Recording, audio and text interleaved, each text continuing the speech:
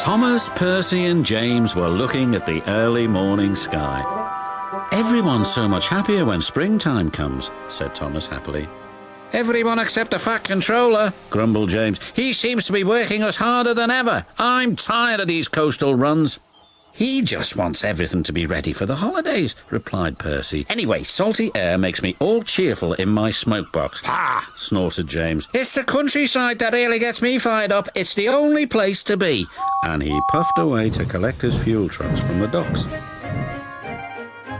Thomas and Percy had to take some empty trucks to the scrapyards. As they were shunting their trucks into a siding, they saw an old coach. She looked very sad. "What are you doing here?" "They called me old slow coach and told me I wasn't useful anymore. Now only the mice ride in me." "Well, you may be dusty, but you look in perfect shape." The yard manager appeared. "Come along, I have trucks for you to take away." "Excuse me," said Percy's driver. "Can you tell us about this coach?" "Old slow coach, she's been here for years. She'll be broken up when we find the time," he replied. The engines were most dismayed. "We'll try and help you," said Thomas, but he didn't know how. Meanwhile, James was enjoying himself.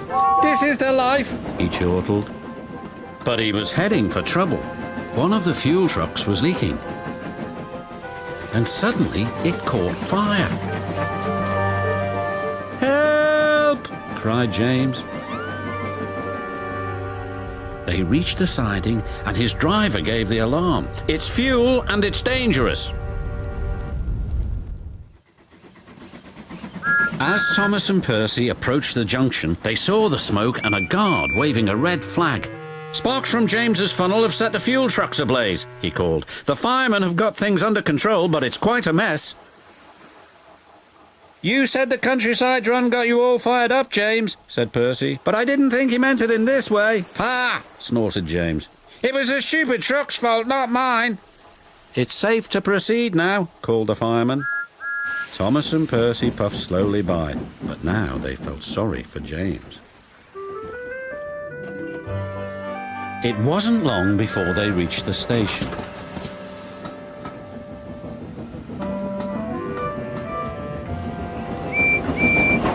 Later, as they were having a long drink at the water towers, they suddenly heard a commotion. "What's the matter?" Thomas asked. "It's another fire at the workman's hut," replied Thomas's driver. "We'd better see what we can do."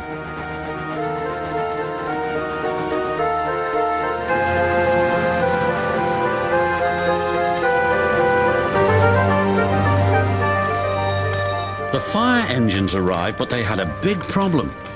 "We are completely out of water," cried a fireman. "We can't use seawater because it clogs our works. We'll just have to let that building burn." Then Thomas had an idea. "Why don't you use the water in our tanks? We've just refilled them." The fireman wasted no time. "You're very clever engines," chuckled their drivers. Soon the fire was out, but the hut where the workmen lived was destroyed.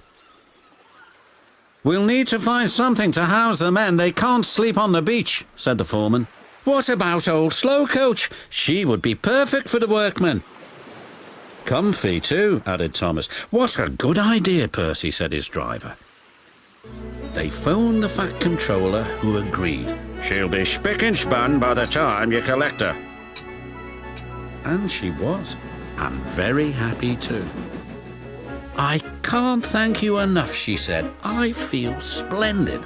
The engines buffered up to her, and she set off happily for her new home. Everyone agreed there was nothing old or slow about Coach, and she will always be really useful indeed.